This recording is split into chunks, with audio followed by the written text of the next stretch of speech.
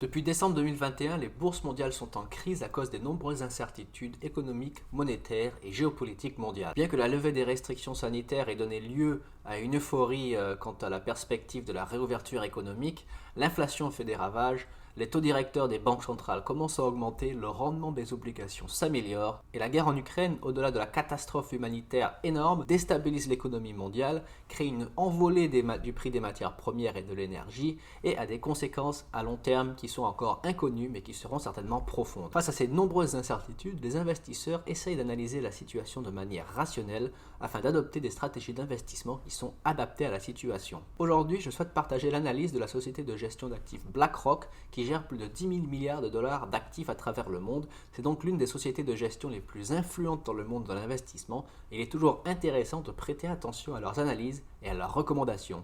Aujourd'hui, je vais te présenter leur analyse de la situation ainsi que leurs recommandations d'investissement accompagnées de mes opinions. J'espère que le contenu de cette vidéo vous sera utile. Si c'est le cas et que vous appréciez le contenu, n'oubliez pas de laisser un pouce bleu pour m'aider à battre l'algorithme YouTube et abonnez-vous à la chaîne pour être notifié de mes futures publications.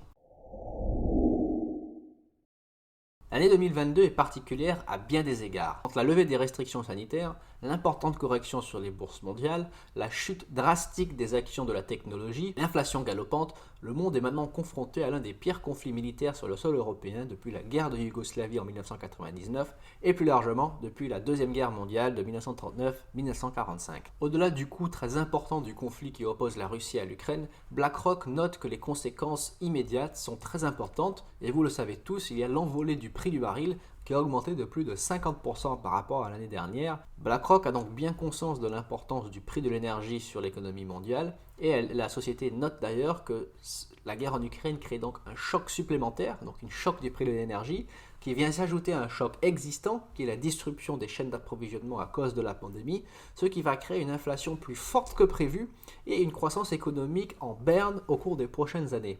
Alors si vous pensiez que l'inflation actuelle était déjà catastrophique, on fait face à une inflation record dans la plupart des pays occidentaux et beaucoup de pays du monde, eh bien on n'a peut-être encore rien vu. On sait tous à quel point l'Europe est dépendante des importations russes en ce qui concerne le gaz et d'autres matières premières, et les sanctions économiques qui sont prises à l'encontre de la Russie auront des conséquences très importantes à court, moyen, voire même à long terme. Si le prix du baril augmente, les ménages vont dépenser plus en énergie, ce qui va réduire leurs revenus disponibles pour investir dans d'autres domaines, notamment le domaine des loisirs.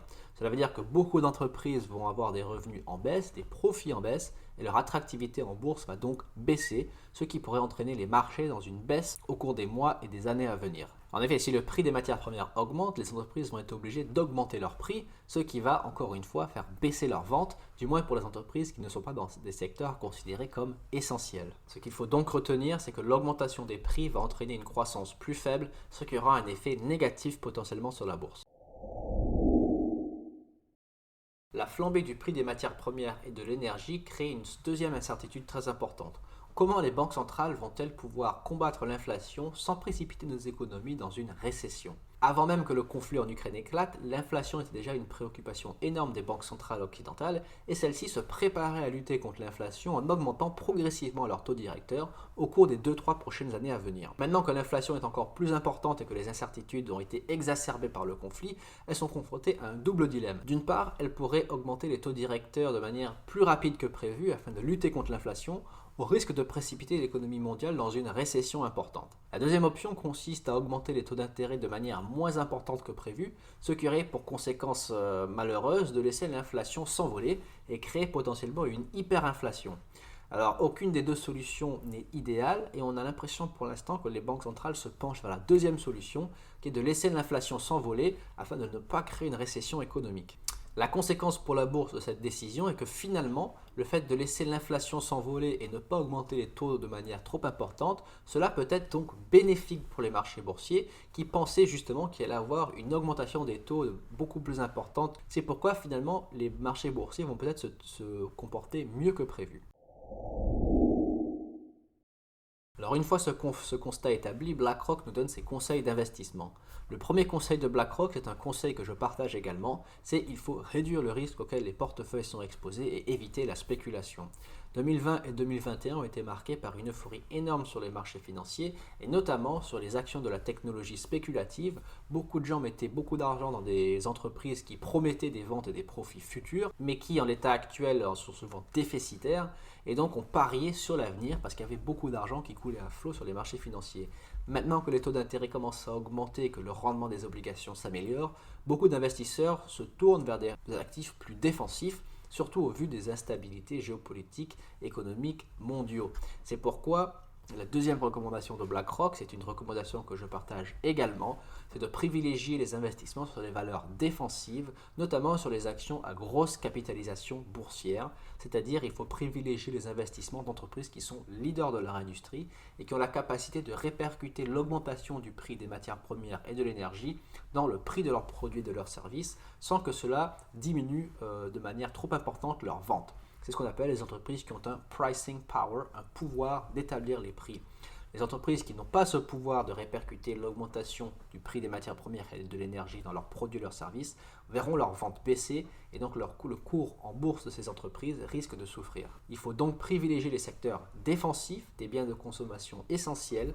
On peut par exemple citer les secteurs suivants: l'énergie, l'industrie, les matériaux de base, l'alimentation, le secteur financier par exemple. Tout ça, ce sont des secteurs défensifs qui auront certainement de bonnes performances au cours des années à venir, tant qu'on est dans un contexte qui est marqué par l'inflation, par les incertitudes et par l'augmentation des taux d'intérêt et la diminution du pouvoir d'achat des ménages. La troisième recommandation de BlackRock, c'est potentiellement d'éviter la zone euro. Vu que l'Europe est très dépendante des importations russes en ce qui concerne le gaz et les matières premières, et d'autant plus que les entreprises européennes seront très impactées par les sanctions économiques prises à l'égard de la Russie, on voit que beaucoup d'entreprises européennes quittent la Russie, eh bien beaucoup d'entreprises européennes vont souffrir, c'est-à-dire que leurs revenus vont baisser, leurs profits vont baisser et leur attractivité en bourse risque de baisser si elles n'arrivent pas à compenser la perte de ces marchés avec d'autres leviers de croissance. C'est pourquoi BlackRock estime qu'il y aura une inflation très élevée en zone euro, suivie d'une croissance économique qui sera très faible, et donc potentiellement les rendements sur les marchés européens seront pas forcément top, et c'est pourquoi BlackRock préfère le marché américain. En quatrième lieu, BlackRock évoque l'idée peut-être contre-intuitive que l'investissement en pétrole n'est pas forcément judicieux en ce moment. Alors cela paraît bizarre puisque le cours du pétrole flambe et que beaucoup de gens cherchent à investir dans le pétrole, et ils ont en partie raison parce que on voit bien qu'à court et moyen terme, le pétrole reprend une importance aux yeux des investisseurs. Beaucoup de gens pensaient que le renouvelable allait tuer le pétrole à court terme. Manifestement, cela n'est pas le cas et le pétrole occupe toujours une place centrale dans l'économie. Cela dit, la flambée du prix du baril aura peut-être pour conséquence d'accélérer la transition énergétique de certains pays, notamment les pays occidentaux, tels que les États-Unis, qui ont déjà annoncé que la flambée du prix de l'énergie allait les pousser à accélérer les mesures de développement durable et de transition énergétique qu'ils avaient déjà prévu de mettre en place avant même que la crise en Ukraine éclate. C'est pourquoi certains investisseurs qui ont une vision à très long terme peuvent éventuellement s'intéresser à ces valeurs du développement durable et de la transition énergétique qui vont prendre de l'importance au cours des années à venir, vu que le prix de l'énergie va être prohibitif. Et enfin, BlackRock évoque le cas des obligations. Alors, les obligations occidentales ont perdu de leur attrait au cours des dernières années, vu que les taux d'intérêt étaient très faibles et que le rendement réel des obligations était négatif. BlackRock reste sous-investi dans les obligations gouvernementales, puisque celles-ci perdent leur attrait de diversification, et l'inflation plus l'augmentation des dettes publiques poussent les investisseurs à demander des rendements toujours plus importants, parce que justement les gouvernements sont très endettés et le risque de défaut, bien qu'il est faible, augmente au fur et à mesure que les dettes publiques augmentent également. En fait, BlackRock rejoint les recommandations que j'avais faites dans une vidéo précédente sur les obligations. Vous pouvez la consulter en cliquant sur le lien qui est dans la description, qui est d'investir dans des fonds obligataires de courte durée et également d'investir dans des obligations qui sont indexées sur l'inflation. Ces deux types d'investissements en obligations peuvent générer de bons rendements à court, moyen, voire même à long terme, tant que l'inflation reste élevée et que les taux d'intérêt continuent d'augmenter. Alors, le conflit en Ukraine est un événement majeur qui aura des conséquences à court, moyen et long terme très importantes non seulement sur l'économie mondiale mais sur la situation géopolitique mondiale, puisqu'on va peut-être assister à un réalignement des forces en présence. On voit d'un côté le bloc de l'Est qui se renforce et qui devient plus uni, avec la Russie et la Chine qui mènent la danse. Et de l'autre côté, on voit un bloc occidental qui également s'unit et qui est de plus en plus soudé. Et donc, on va peut-être assister à une confrontation économique de ces deux superpuissances. Espérons-le que ce ne sera pas une confrontation militaire.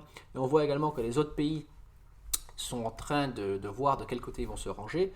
Certains pays, par exemple du Moyen-Orient, réfléchissent déjà à vendre leur pétrole en yuan ou une partie de leur pétrole en yuan pour le bloc de l'Est. La Russie exige le paiement en roubles pour ses ventes de gaz et de pétrole aux pays qu'ils considèrent comme non amis.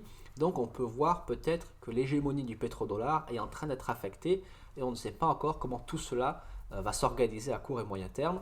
Néanmoins, ce qu'il faut dire, c'est que les investisseurs ne doivent pas paniquer et revoir complètement leur stratégie d'investissement. Si vous investissez dans des actifs solides et que vous avez un portefeuille diversifié, il faut maintenir le cap, certainement faire des petits ajustements à court et moyen terme pour profiter de la situation, mais il ne faut surtout pas remettre en cause les fondements de votre stratégie d'investissement si celle-ci est basée sur l'investissement dans des actifs solides. Voilà pour la vidéo d'aujourd'hui, j'espère qu'elle vous a été utile. N'oubliez pas de laisser un pouce bleu en dessous de la vidéo pour soutenir la chaîne. Abonnez-vous pour être notifié des futures publications. Merci d'avoir regardé la vidéo et à très bientôt.